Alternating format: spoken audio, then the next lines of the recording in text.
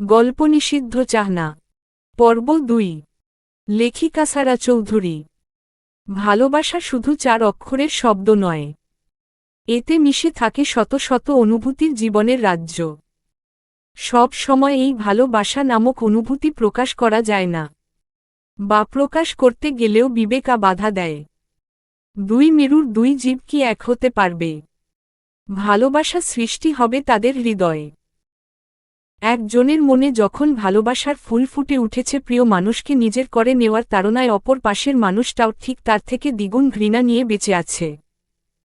কিছু মানুষের কাছে ভালোবাসা নিতান্তই তুচ্ছ, আবার কিছু মানুষের কাছে ভালোবাসা মানে নতুনভাবে বেঁচে থাকার অনুপ্রেরণা। ভালোবাসা আসক্তি থেকে কারো কারো কাছে ভয়ঙ্কর রূপ নেই। কেউ বা আবার ভালোবাসার অভিনয় করে নিজের পুরনো শত্রুতার কারণে রিভেঞ্জ নেয়। এসব বিদেশি কালচারে সাধারণ বিষয়, তবে বাঙালিদের কাছে ভয়ানক ব্যাপার। এত কথার মাঝে আরও একটা অনুভূতি আছে, সেটা এক প্রকার একতরফা ভালোবাসা বা অনসাইড লাভ। সবার মনে একটা ভালো থাকার অনুভূতি থাকে। দেখতে দেখতে কেটে গেছে ৩টা বছর, বদলে গেছে যাবতীয় সময়ের সব। চৌধুরী বাড়ির পরিস্থিতিও বদলে গেছে। যে ইলিয়াস চৌধুরীর কথায় পুরো চৌধুরী বাড়ির মানুষ কাঁপত, সেই ইলিয়াস চৌধুরী আজ বিছানা সজ্জায়। আগের মতো নেই চৌধুরী বাড়ির সাজসজ্জা। বাড়িটা কেমন মনমরা হয়ে গেছে। প্রায় ২ বছর আগে ঈশান বউ নিয়ে কোম্পানির ৫০ শেয়ার নিয়ে আলাদা হয়ে গেছে। এদিকে এতদিন সাদির সাথে কারোর যোগাযোগ ছিল না, হঠাৎ ১ সপ্তাহ আগে যোগাযোগ হয়। সাদি নিজের বাবার এমন করুণ কথা শুনে সাথে সাথে দুদিনের মধ্যে কানাডার ভিসা রেডি করে দেয়। সেই ছোট্ট পিহু এখন ১৮ বছরের যুবতী। অষ্টাদশী হৃদয় প্রথম প্রেমের ছোঁয়া লেগেছে কেবল। ২ বছর আগে যখন ঈশান বাড়ি থেকে চলে যাচ্ছিল, তখন ইলিয়াস চৌধুরী স্ট্রোক করেন, কিন্তু ঈশান একবার পিছু ফিরে তাকায়নি। নিষ্ঠুর এর মতো বাড়ি থেকে চলে গিয়েছিল, পিছনে রেখে গিয়েছিল অসুস্থ বাবা, অসহায় মা আর ছোট পিহুকে। ইলিয়াস চৌধুরীর সেদিন থেকে দুর্দিন শুরু হয়। কোম্পানি লসে ডুবতে থাকে। সে সাদিকে কোনো শেয়ার দেয়নি কোম্পানির, যদিও চৌধুরী গ্রুপ অফ ইন্ডাস্ট্রিজ এর একটি শাখা কানাডাতেও আছে। ভাগ্যক্রমে সেই ছেলে আজ ইলিয়াস চৌধুরী সুস্থ করার জন্য হাত বাড়িয়েছে। ভালোবাসা হুট করে বসন্ত বাতাসের মতো আসে, যার হৃদয়ে দোলা লেগে যায়। কলেজ ক্যাম্পাসের সরু রাস্তা দিয়ে হেঁটে চলেছে পিহু আর জেরিন। জেরিন পিহুর বেস্ট ফ্রেন্ড, কলেজ থেকে পরিচয় তাদের। পিহুর মন খারাপ দেখে জেরিন বলে উঠে, কিরে পিহু রানীর আজ মন খারাপ কেন, কি হয়েছে? বাবাই খুব অসুস্থ, কানাডা নিয়ে যাবে পরশু। ভালো তো, তাতে তোর মন খারাপ কিসে? আমি যেতে চাই না। কেন? সেখানে তো। আর বলল না। পিহুর গলায় কতগা আটকে গেল। ৩ বছর আগের সেই রাতের কথা মনে পড়ল, মুহূর্তে চোখে পানি এসে ভিড়ল। কিরে কাঁদিস কেন দোস্ত? তোর চোখে পানি মানাই না। আমার না মামুনি বলেছে আজ টিসি নিয়ে যেতে, প্রিন্সিপালকে ফোনে বলে দিয়েছে। মানে টিসি কি করবি?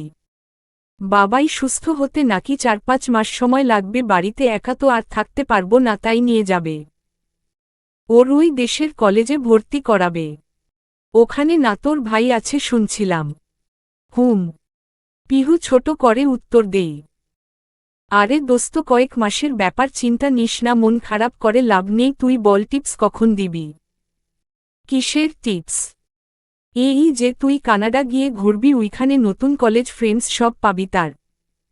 ওহ দোস্ত, মন খারাপ করিস না প্লিজ।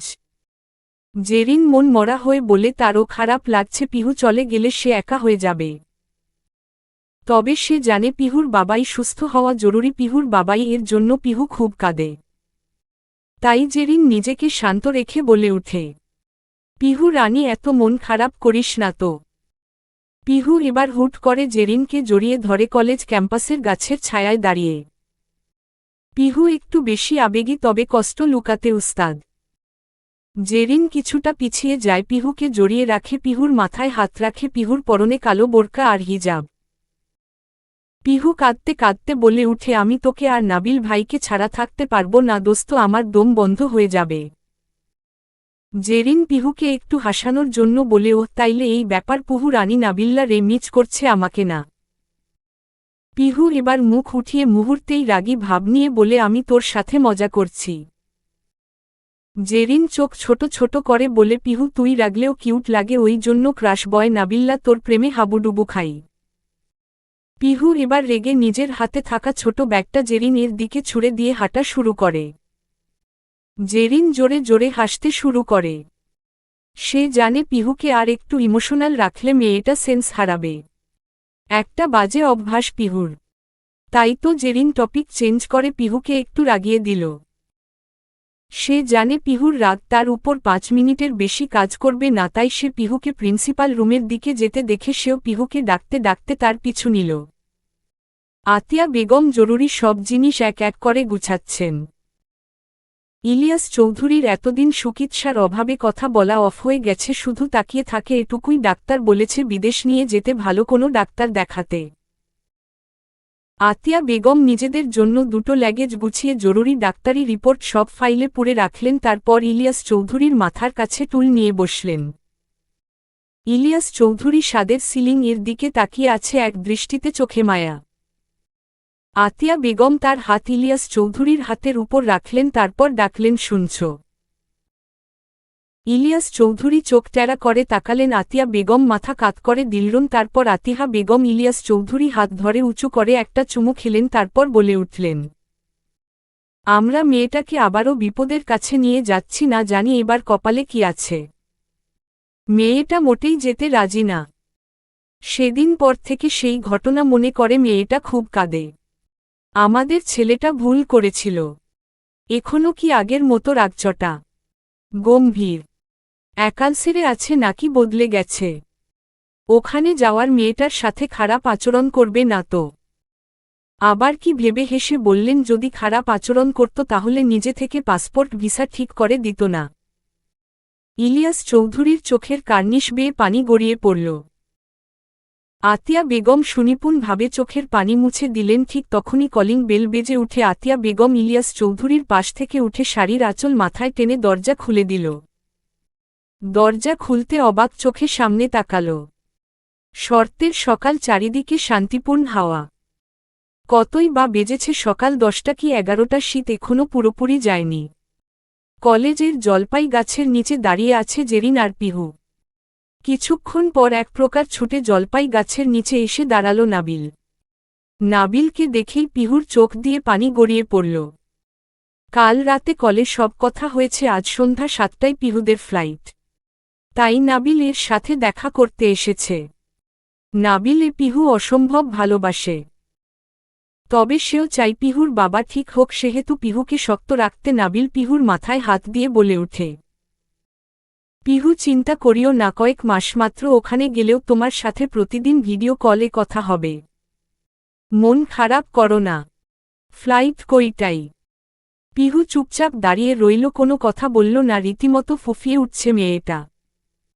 নাবিল জেরিন এর দিকে তাকাতেই জেরিন বলে উঠে, আজ সন্ধ্যায়। নাবিলা দীর্ঘশ্বাস ফেলে, তারও যে খুব কষ্ট হচ্ছে, তবে পিহুর সামনে প্রকাশ করলে এক্ষুনি কেঁদে কুটে ভাসাবে মেয়েটা। বয়সের তুলনায় একটু বেশি আবেগী, আর এটাতে আসক্ত হয়ে পড়ে নাবিল। নাবিল স্মিত হেসে 2 হাতের তালু দিয়ে পিহুর মুখ আজলায় তুলে চোখের পানি মুছে দেই। তারপর বলে, পিহু তুমি কিন্তু স্ট্রং গার্ল, তোমার বাবাই এর জন্য এই কয়েক মাস একটু কষ্ট করো। পিহু নাবিল এর দিকে মুখ তুলে তাকাই, হামলে পড়ে নাবিল এর বুকে। নাবিল টাল সামলে এক পা পিছিয়ে যায়। বেশ কিছুক্ষণ কাদার পর পিহু মুখ তুলে। নাবিল মুচকি হাসি দিয়ে একটা গিফট পিহুর দিকে বাড়িয়ে দেয়। পিহু হাতে নেয়, খুলে দেখে একটা মোবাইল। পিহু নাবিল এর দিকে তাকালেই বলে, এই মোবাইলটা আমি তোমার বার্থডেতে দিব মনে করছিলাম, কিন্তু তুমি তো তখন কানাডাতে থাকবা, তাই আগেই দিয়ে দিয়েছি। এতে তোমার আর আমার অনেক স্মৃতি আছে, মন খারাপ লাগলে দেখবা, মন ভালো হয়ে যাবে। নাবিল তারপর জেরিন এর দিকে তাকিয়ে বলে, বনু তুমি সন্ধ্যা অবধি ওর সাথে থাকিও, আমি আঙ্কেলকে বলে দিব। নাবিল জেরিন এর মামাতো ভাই, তাই বনু বলেই ডাকে জেরিনকে। জেরিন মাথা নাড়ায় হ্যাঁ সূচক। নাবিল একটা রিকশা ডেকে ভাড়া দিয়ে দুজনকে পাঠিয়ে দেয় বাড়িতে। তারপর নিজেও চলে আসে ক্যাম্পাসে। নাবিল আর জেরিনকে ছেড়ে এত দূরে থাকতে হবে ভেবে পিহুর মাথা যন্ত্রণা শুরু হয়। শারীরিক আর মানসিক অসুখ নিয়ে জেরিনের হাত ধরে বাড়িতে ঢুকে ওরু। সদর দরজা ঠেলতেই খটখট আওয়াজে খুলে যায়। ভেতরে ঢুকতেই মনটা আরও খারাপ হয়ে যায়। আতিয়া বেগম রান্নাঘরে। ল্যাগেজগুলো সব ডাইনিংয়ে রাখা। জেরিন একটা একটা করে গুনে দেখে 4টা ল্যাগেজ। ঠিক তখনই আতিয়া বেগম এসে বলে দুপুর 3টায় এয়ারপোর্টে যেতে হবে। এতে পিহুর মন আরও খারাপ হয়ে যায়। আয়া বেগমের কথার পিঠে কিছু বলে না। নাবিল আর জেরিনের কথা মনে পড়ে। জেরিন পাশে থাকলেও নাবিল নেই। পিহুর মনে পড়ে নাবিলের সাথে তার প্রথম সাক্ষাতের কথা। এই তো কয়েক মাস আগের কথা। জেরিনের হাত ধরে হাঁটছে পিহু প্রতিদিনের মতোই। ইলিয়াস চৌধুরীর অসুস্থতার জন্য ভালো কলেজ কোনো দূরের কলেজে চান্স নেয়নি পিহু। এই কলেজটা বাড়ি থেকে 20 মিনিট দূরে হওয়ায় সুবিধা হয়েছে তার। কলেজে পিহুকে তেমন কেউ চিনে না, কারণ পিহু বোরকা হিজাব পরে আসে। কিন্তু সেদিন পিহুদের ক্লাস ছিল না, তাই মাস্ক খুলে পানি খাচ্ছিল আর হাঁটছিল। কলেজের দুতলার করিডোর পার হতে রুম থেকে বের হচ্ছিল নাবিল ভাই, আর ঠিক তখনই পিহুর না দেখার কারণে ধাক্কা লেগে হুবড়ি খেয়ে পড়তে যায়। তখন নাবিল তাকে আকরে ধরে। জেরিন আতকে উঠে, এটা তার মামাতো ভাই আর কলেজের সিনিয়র। নাবিল পিহুকে ছেড়ে দাঁড় করিয়ে দিয়ে জেরিনের দিকে তাকায়, তারপর পিহুর দিকে আর একবার তালাতেই থমকে যায় তার চোখ। মায়াবী ফর্সা মুখ, টানা টানা চোখ, গোলাপি ঠোঁট জোড়া। নাবিল এই প্রথম কোনো মেয়েকে দেখে নার্ভাস হয়ে গেল। পিহু এখনও তাকায়নি, কিন্তু নাবিল তখন বলে উঠে, এবার থেকে চোখ খুলে হাঁটবা। বলে চলে যায়। চলে যাওয়ার সময় একবার পিছে ফিরে চোখাচোখি হয়ে যায় পিহু আর নাবিলের। পিহুর হৃদয়েও ফুটে উঠে নাবিল নামক ফুল। কবির ভাষায় লাভ অ্যাট ফার্স্ট সাইট। এরপর থেকে পিহুর চোখে ভাসতে থাকে নাবিলের টোলপড়া স্নিগ্ধ হাসি। সে হাসতেই মাতাল পিহু। বেশ ভালোলাগা শুরু। পিহু জেরিন এর কাছে শুনেছিল পুরো কলেজের ক্রাশ বয়সে। এদিকে নাবিল বাড়ি গিয়ে জেরিনকে পাগল করতে থাকে পিহুর নাম্বারের জন্য। জেরিন অবাক হয়। যে ছেলে মেয়েদের থেকে 10 হাত দূরে থাকে সে পিহুর মাঝে কি খুঁজে পেল, যে প্রথম দেখাতেই নিজের স্বভাব বদলে ফেলে নাম্বার চাইল। জেরিন নাম্বার দিলেও নাবিলের বিবেক বাধা দিয়েছিল পিহুকে কল দিতে। দুই দিক থেকে দুটো মানুষ দুজনকে লুকিয়ে দেখা শুরু করে। উদাসীন দুপুরে কিংবা রৌদ্রোজ্জ্বল সকালে পিহুর চোখ খুঁজত নাবিলকে আর নাবিল খুঁজত পিহুকে। এক পলক দেখলেই দুজনের হৃদয় শান্ত হতো। এভাবে চলতে থাকে। পিহু বুঝে না নাবিল এর মধ্যে কি দেখেছে, নাবিল তার বিষয়ে এত কিছু জানে কি করে। এক সময় এই একপক্ষিক ভালোবাসা জেরিন দুই পক্ষিক বানিয়ে দেয়। নিজের ভাই আর বেস্ট ফ্রেন্ডকে একে অপরের হাতে হাত মিলিয়ে দেয়। পিহু বুঝে না একটা মানুষকে এমনভাবে ভালোবাসা অনুভব করা যায়। পিহুর চোখ দিয়ে এক ফোঁটা পানি পড়ল, টপ করে সিঁড়ি বেয়ে উপরে উঠে গেল জেরিনকে নিয়ে। পিহু নিজের ঘরের দরজার সামনে দাঁড়াতেই আবারও বুকের মধ্যে কেমন করে উঠে নাবিল আর জেরিন জন্য। জেরিন ঘরে ঢুকে গিয়ে বিছানায় পা ঝুলিয়ে বসে। পিহু সেদিকে তাকিয়ে বিড়বিড় করে। অপেক্ষা শেষ হয়ে উপেক্ষা হয়। মায়া হয়ে যায় মোহ। প্রতিশ্রুতি যেন কখনো মিথ্যা না হয়। আমি সত্যিই তোমাকে ভালোবাসি, হয়তো তুমি বুঝো। পিহু ঘরে ঢুকে নিজের ব্যাগের সব জিনিস চেক করতে থাকে। বোকা পিহু জানে না তার জন্য এক অন্য রকম ভালোবাসা অপেক্ষা করছে। নিজের অন্যায়ের দহনে নিজেই পুড়ছে। পিহুর জন্য তার থেকে কয়েক হাজার কিলোমিটার দূরে থাকা কারোর হৃদয় ছটফটায় অনুশোচনায়। পিহু বুঝলও না কেউ তার জন্য প্রতিটি সেকেন্ডে তার জন্য অপেক্ষার প্রহর গুনছে। রাস্তার ধারে সারি সারি ম্যাপল গাছের সারি। শর্তের ছোঁয়ায় কচি পাতা দেখা যাচ্ছে। টুকটাক বৃষ্টি পড়ছে। সেই বৃষ্টির কণাসহ পিচ ডালা কালো চকচকে রাস্তায় পড়ছে হলুদ কমাল রঙের মিশ্রণে সৃষ্টি ম্যাপল পাতা। এ মন সৌন্দর্য দেখতেও মন ভরে যায়। ফাঁকা রাস্তার পাশে বেঞ্চিতে পড়ন্ত বিকালে বসে প্রকৃতি উপভোগ করে পুরো যুগ পার করে দেওয়া যায়। কিরিনা হেঁটে চলেছে রাস্তার পাশ দিয়ে। সে বাংলাদেশি। কানাডাতে স্টাডি করতে এসেছে সে। টরেন্টো জেনারেল হসপিটালুন এর থেকে কিছুটা সামনে আসতেই চোখে পড়ল হসপিটালে বাইরে ফরেইন একাধিক মানুষ দাঁড়িয়ে। কিনিনা বিস্ময়সূচক চাহনি নিয়ে সামনে এগোতেই দেখতে পেল কয়েকজন সেজে দাঁড়িয়ে আর একজনকে অ্যাওয়ার্ড দিচ্ছে। পরপর তিনজন অ্যাওয়ার্ড প্রাপ্ত হল, সবার গলায় স্বর্ণের মেডেল। একজন মাইকে বলে উঠে, the best cardiologist who graduate from the university of Toronto of the year the সাদি চৌধুরী। চারিদিকে করতালি পড়ে গেল। সাদি চৌধুরী সবাই সামনে হাত নাড়িয়ে ভালোবাসা প্রকাশ করলেন। কিরিনা অবাক হয়ে তাকিয়ে আছে। পুরুষটি অত্যন্ত গম্ভীর মুখে চিলতে হাসি। একটু বেশিই ফর্সা। ধূসর রঙের চোখের মণি সাদা ত্বকের সাথে অদ্ভুতভাবে মানিয়ে গেছে। হাতে সাদা ডাক্তারি ল্যাবকোট হাতে ভাঁজ করে স্টেজ থেকে নিচে নেমে আসে। সাথে মানুষ তাকে ঘরে ধরে। এতে সাদি প্রচুর বিরক্ত হয়। সে ভিড় ঠেলে এগিয়ে যায় পার্কিং এরিয়ার দিকে। কিরিনা এখনও তাকিয়ে আছে, সাদা শার্টের উপরের দুটো বোতাম খোলা। সিল্কি চুলগুলো স্টাইলিশভাবে সেট করা। প্রথম দেখাতেই মেয়েরা কুপোকাত হতে সক্ষম। সাদি পার্কিং এরিয়া থেকে বেরিয়ে নিজের ব্ল্যাক মার্সিডিজ নিয়ে এগিয়ে চলল তার বাড়িতে। সাদির বাড়ি শহর থেকে বেশ ভিতরে নিরিবিলি অঞ্চলে। দুতলা বিশাল ডুপ্লেক্স বাড়ি। সে ডাক্তারির পাশাপাশি নিজের একটা ৭৫ শেয়ারের বিজনেস সামলাই। সাদি নিজের গাড়ি ফাঁকা রাস্তায় আনতেই বাম হাত দিকে গাড়ির স্টিয়ারিং চেপে ধরে ফুল স্পিডে দিল। ফলে ক্ষণিকের মধ্যে হাওয়া হয়ে গেল সাদির ব্ল্যাক মার্সিডিজ। চোখের সামনে থেকে মিলিয়ে গেল মুহূর্তেও। দুপুর ২:২০ আতিয়া বেগম তাড়াহুড়ো গুছিয়ে নিলেন। বাইরে গাড়ি এসে দাঁড়িয়েছে। পিহু নিজের অশান্ত মন নিয়ে গাড়িতে গিয়ে বসে জেরিনকে নিয়ে। আতিয়া বেগম অ্যাম্বুলেন্সে নিয়ে ইলিয়াস চৌধুরীকে নিয়ে বেরিয়ে পড়ে এয়ারপোর্টে উদ্দেশ্য। সমস্ত রাস্তা পিহুর চোখে পানি, জেরিন কাঁদলেও তা বুঝতে দেয়নি। সে চাই তার বেস্ট ফ্রেন্ড আরও ভেঙে। জেরিন পিহুকে এয়ারপোর্টে পৌঁছে দিয়ে এই গাড়িতেই ব্যাক করবে। আগে জানলে নাবিলও আসত। পিহুর মনে কু ডাকছে, সে জানে তার সাথে খারাপ কিছু হবে। সে জেরিনকে বলে, কিন্তু জেরিন তুচ্ছ করে, কারণ সে জানে পিহুর মন খারাপ। গাড়ি এয়ারপোর্টে পৌঁছে গেল ৪০ মিনিটে। পিহু জেরিনকে জড়িয়ে ধরে কেঁদে দিল। দুটি দেহ, একটি প্রাণের বন্ধুত্ব আজ আবার দুটি প্রাণে চলে যাবে, আলাদা হবে কিছু মাস, কিছু সময় এর জন্য। আবার নাও দেখা হতে পারে। জেরিন নিজেকে আর আটকাতে পারল না, সেও হু হু করে কেঁদে উঠল, হু হু করে। আতিয়া বেগমের ফোন পেয়ে হেরিনকে ছেড়ে দিয়ে পিহু এয়ারপোর্টে ভিতরে ঢুকে গেল। জেরিন ও গাড়িতে উঠে চলে গেল বাড়িতে। চোখে তার পানি, মনটা তারও খারাপ। ইলিয়াস চৌধুরীকে ইতিমধ্যে এমার্জেন্সি ফ্লাইটে তুলে দেওয়া হয়েছে। পিহুদের ফ্লাইট আধা ঘন্টা পরে।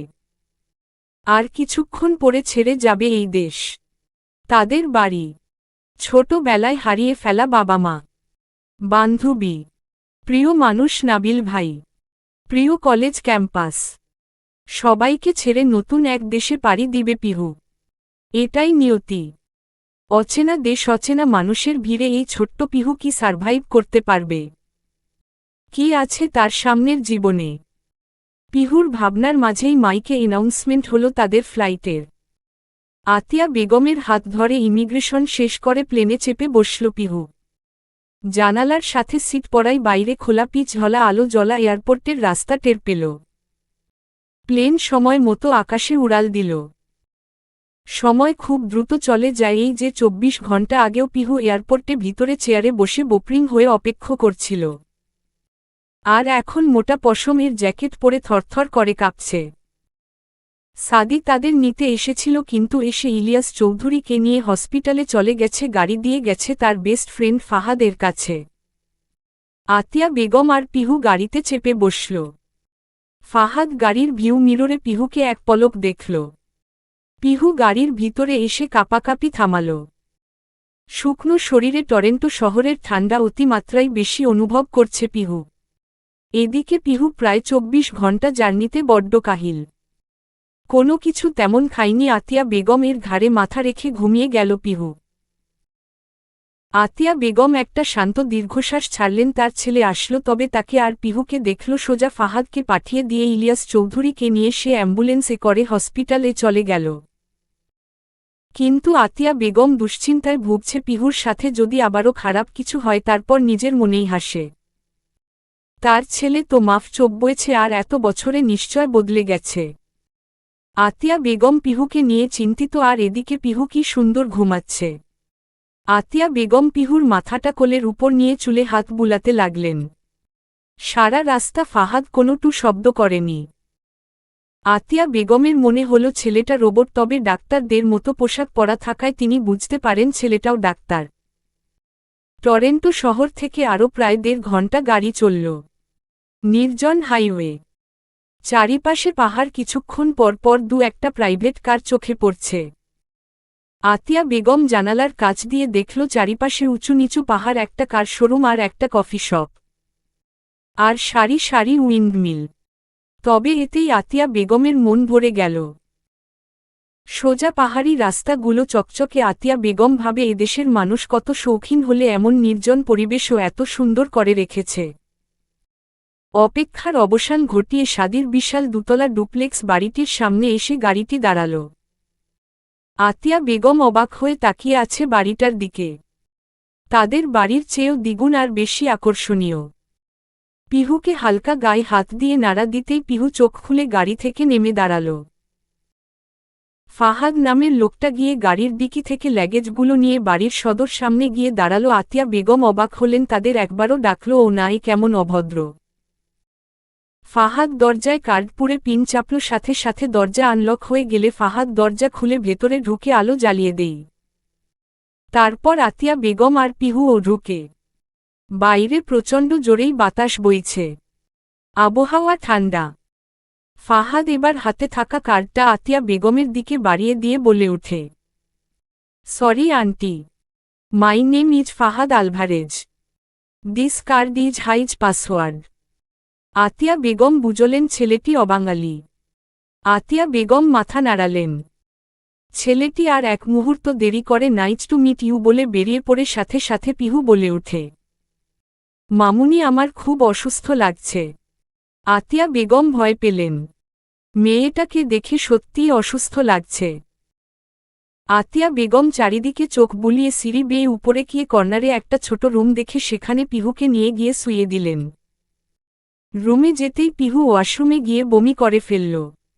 তার জার্নি করার অভ্যাস নেই, তাই এই অবস্থা। আতিয়া বেগম পিহুর একটা জামা বের করে দিল। আসার আগের দিন শপিং করেছিল, কিছু টপস আর জিন্স। তবে আতিয়া বেগম একটা গেঞ্জি আর প্লাজো দিলেন। তিনি জানেন সব দেশের মেয়েরা এগুলা পরে। কেউ দেশীয় কালচারে চলতে গেলে তাকে বুলি করা হয়, তাই সে নিজেই পিহুর জন্য অনেক কিছু কিনেছে যেগুলো পিহু জানে না। প্রায় সন্ধ্যা হয়ে এসেছে, ভিতর থেকে বাইরের প্রকৃতি বোঝা মুশকিল। পিহু ড্রেস চেঞ্জ করে ফ্রেশ হয়ে বাইরে এসে বেডে শুয়ে পড়ল। আতিয়া বেগম রুমের দরজা চাপিয়ে নিচে চলে গেলেন। আসার আগে সাদি বলেছিল নিচের রুমে আতিয়া বেগমের জিনিসপত্র রালহতে চাইলে সেখানে থাকতে। আতিয়া বেগম নিজেও ক্লান্ত রুমে এসে ফ্রেশ হয়ে ঘড়িতে সময় দেখলেন 6:20। তাই সে নামাজ পড়ে নিল। পিহুর থেকে সে মোবাইলে আজানের অ্যালার্ম সেট করেছে। যেহেতু নামাজ কাজা করেন না তিনি, নামাজ পড়ে নিজেও একটু ঘুমালেন। পিহুর ঘুম ভেঙে যায় প্রচণ্ড খিদে লাগাই। পিহু বিছানা থেকে উঠে বসে কোমর সমান এলোমেলো চুলগুলো হাতখোপা করে নেই। ব্যাগ থেকে টুপিচ বের করে পরে নেই।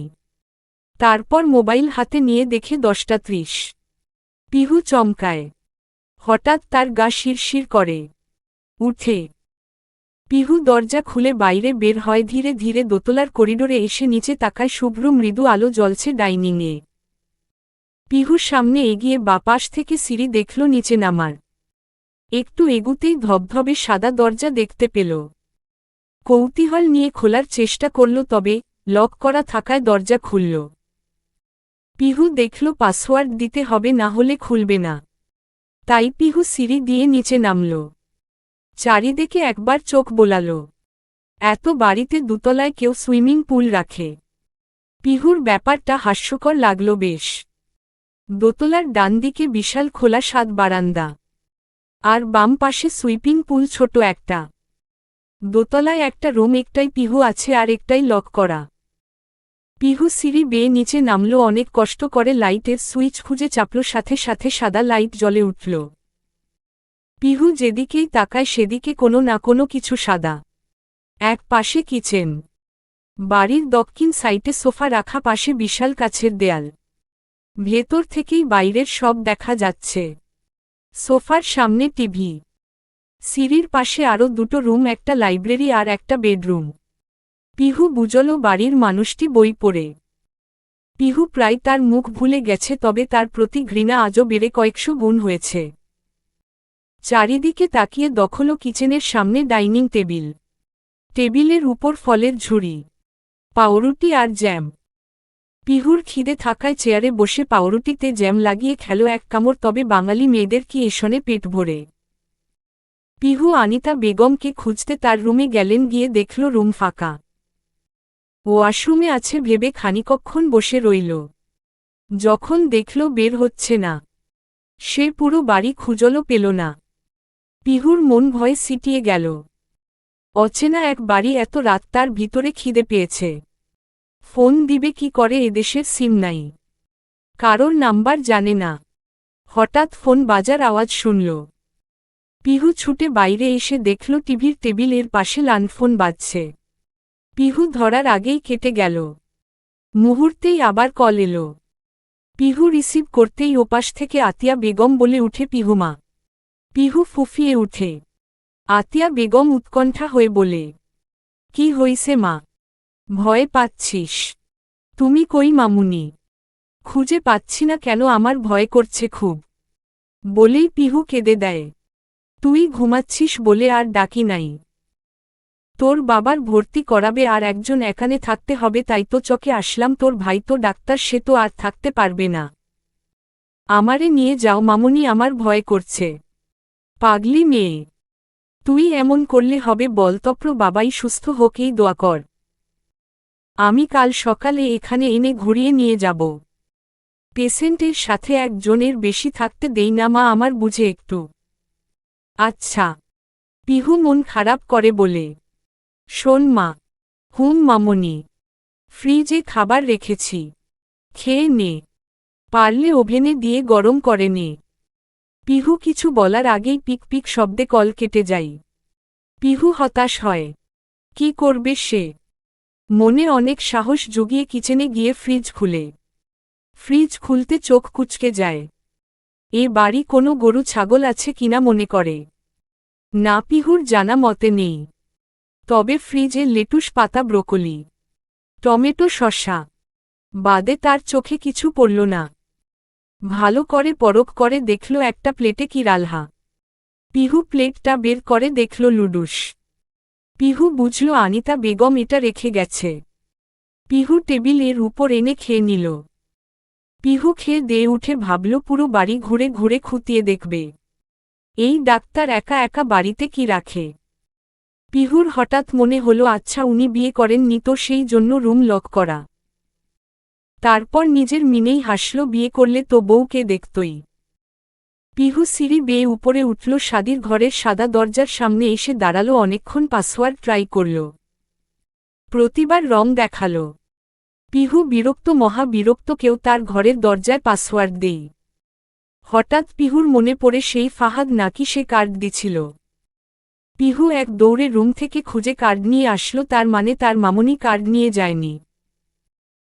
পিহু কার্ড বাদেই পাসওয়ার্ড চাপল, আর একবার রং পাসওয়ার্ড দিলে লক হয়ে যাবে যতক্ষণ না ফিঙ্গারপ্রিন্ট দেওয়া হয়।